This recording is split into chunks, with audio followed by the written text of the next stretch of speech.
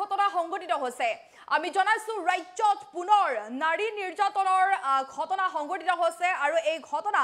এইখন ৰাজ্যতে পুনৰবাৰ সংঘটিত হৈছে ক'ত এই ঘটনা সংঘটিত হৈছে আৰু লগে যেতিয়া এনে ধৰণৰ ঘটনা পোহৰলৈ আহিছিল তেতিয়া সমগ্ৰ অঞ্চল জুৰি এক প্ৰকাৰ তীব্ৰ চাঞ্চল্য বিৰাজ কৰিছে সবিস্তাৰে খবৰ আপোনালোকৰ মাজলৈকে লৈ আহিছো আৰু ইতিমধ্যে আমি আপোনালোকক জনাইছো খবৰ যে এবাৰ দেখিবলৈ পোৱা গৈছে বজালিৰ হলংবাৰীত সংঘটিত হৈছে নাৰী নিৰ্যাতনৰ ঘটনা আৰু বিগত কেইমাহমান আগতে হলংবাৰীৰ ৰিয়াজ ইছলামে কলকাছিয়াৰ আমিনা খাতুন তালুকদাৰৰ লগত আইনগতভাৱে বিবাহ পাশত আবদ্ধ হয় আৰু বিবাহ পাশত আবদ্ধ হোৱাৰ আগতে দুয়োৰে মাজত শাৰীৰিক সম্পৰ্ক হৈছিল আৰু লগতে সেই ছোৱালীজনীক অৰ্থাৎ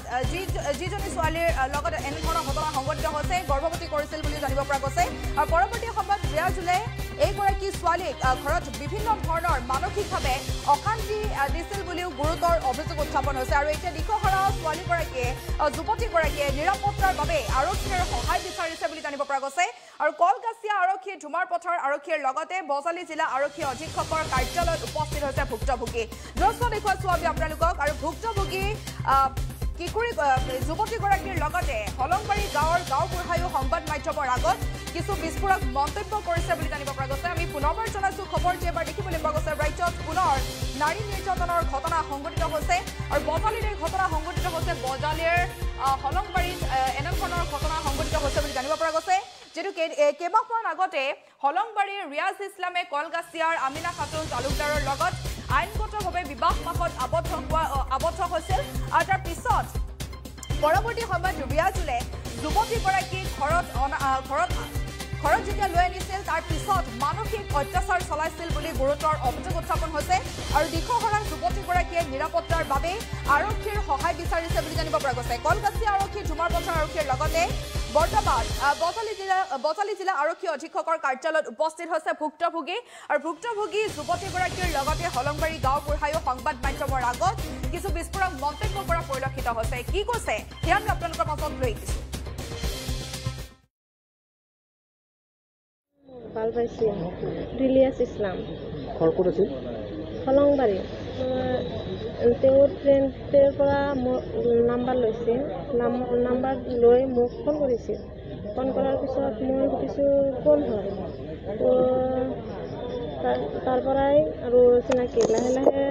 কথা পাতোঁ মই গালি গালাজ চালোঁ যে এনেকৈ ফোন কৰিব নালাগে তাই ধমকি দি থাকোঁ তথাপিও সি নুশুনে ফোন কৰি থাকে তো তেতিয়া লাহে লাহে তেওঁৰ লগত এটা বন্ধুত্ব সম্পৰ্ক হৈ যায় তো বন্ধুত্ব সম্পৰ্ক হোৱাৰ পিছত 6 মাহমান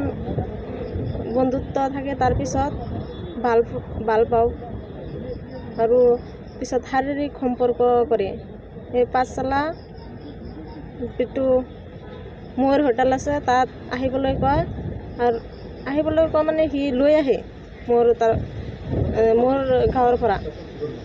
লৈ আহে পাঠশালাত ৰাখে আকৌ তেওঁ গুৱাহাটীত থাকে ৰুম তাতো লৈ যায় তো এনেকৈ কেইদিনমান যোৱাৰ পিছত 6 মাহ যোৱাৰ পিছত মোৰ 1.5 মাহমান প্ৰেগনেঞ্চি হওঁ তেতিয়া তেওঁ কৈ যে মই গৰ্ভৱতী হৈছোঁ পিছত হৈছিল গৰ্ভৱতী হোৱাৰ পিছত আৰক্ষীক এজাহাৰ আজি দিলোঁ আৰু আগতে দিছোঁ এজাহাৰৰ পৰা দুমাৰপাতাৰ পৰা তেওঁক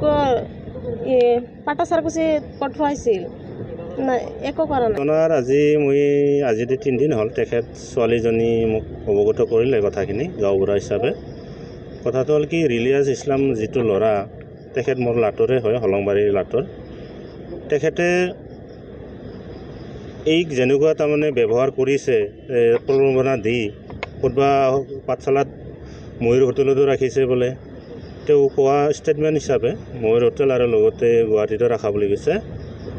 তেখেতৰ মতলবটো সিমানখিনি ঠিক নহয় ছোৱালীটো কোৱা মতে তেখেতে তাৰমানে কেইদিনমান ৰাখি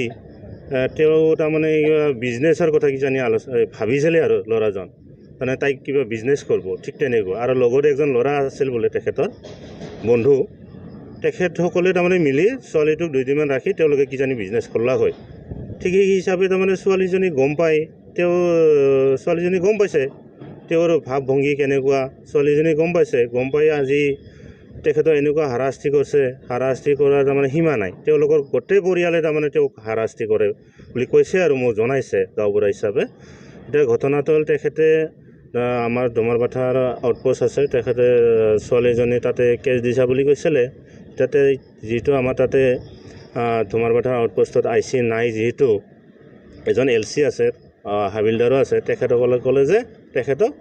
পাটাচাৰগছি মেইন থানালৈকে যাই তাতে কেছটো দিয়া সেই হিচাপে তেওঁলোকে আজি পৰহি দিছে কেছটো পাটাচাৰগছি কিন্তু তেওঁলোকে কোনো ৰেছপন্স নাপালে ছোৱালীজনী সেয়েহে